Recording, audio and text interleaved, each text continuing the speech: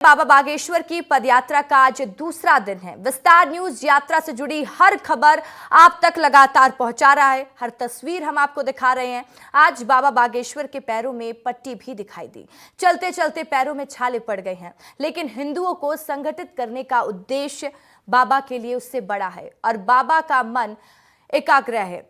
और इधर बाबा बागेश्वर की पदयात्रा और उधर सियासी खेमे में हलचल, बयानबाजियों का सिलसिला चालू हो चुका है। क्या बयानबाजी हो रही है, बाबा की यात्रा कैसी चल रही है, सब कुछ विस्तार से, आज का दिन क्या क्या रहा, तो सब कुछ विस्तार से इस रिपोर्ट में देख लीजिए।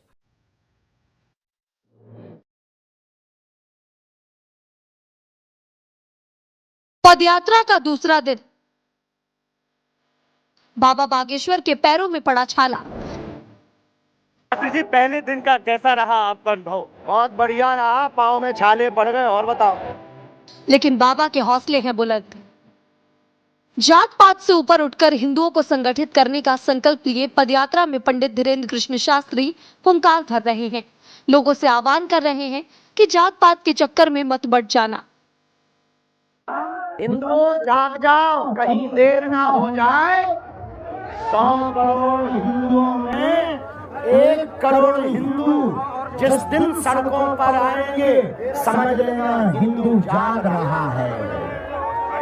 जाग जाओ, जात पात की करो विदाई, जातियों में मत पड़ना।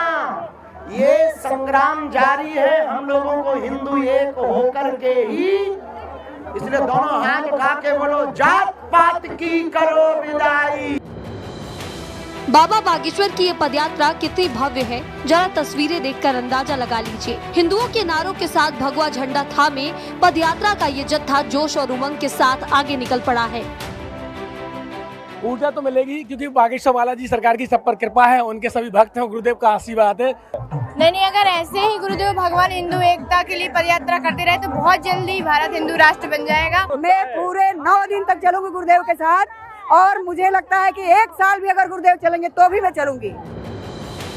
बाबा बागेश्वर अपनी पदयात्रा में कभी बच्चों से मिलते हैं तो कभी बुजुर्गों पर स्नेह और प्रेम निछावर करते हैं। लोगों से मिलने जुलने की तस्वीरें खूब वायरल हो रही है।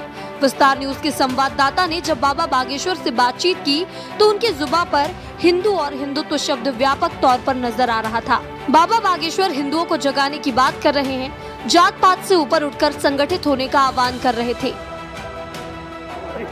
फिर भी लोगों का उत्साह कम नहीं हुआ। मैं कल रात को आपके पंडाल में गया था, मैंने देखा कि 2 बजे रात को भी लोग बड़े उत्साह में थे, ऊर्जा नहीं। ये यात्रा हिंदुओं की है, ये यात्रा हिंदुत्व की है, ये यात्रा, ऐसी आजा माता, यात्रा देश को बचाने की है, ये यात्रा हिंदुओं को जगाने के लिए है। इस देश में हिंदू एक होने के लिए तैयार है। बिल्कुल शास्त्री जी, उत्साह कम और आज दुगना दिखेगा। छतरपुर जिले में आ रहे हैं, रात को मैंने उत्साह देखा। इतना उत्साह कैसे लेके आ रहा है लोगों के अंदर? सब ये धर्म युद्ध है। हिंदुओं में जोश आने का कारण बजरंगबली स्वयं कृपा कर रहे हैं। बागेश्वर बालाजी, उनकी कृपा है, सन्यासी बाबा की कृपा है और हमारे पूर्वजों का स्नेह है, इसलिए हिंदू इतने उत्साह के साथ आगे बढ़ रहे हैं।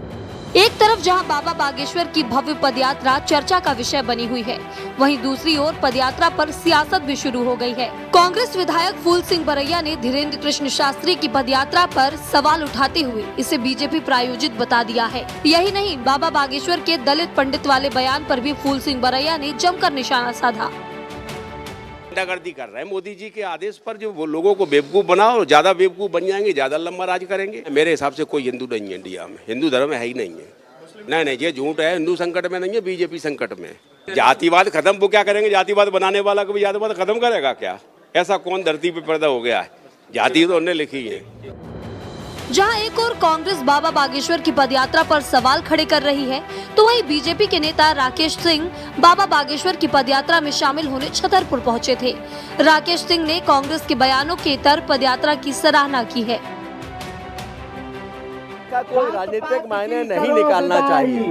मैं भी व्यक्तिगत हैसियत से आया हूँ और सनातनी होने के नाते आया हूँ, और इसलिए इस देश में रहने वाले जो सभी सनातनी हैं, ये उन सब की यात्रा है, और इसीलिए इसमें किसी तरह से कोई भी राजनीति का एंगल नहीं देखा जाना चाहिए।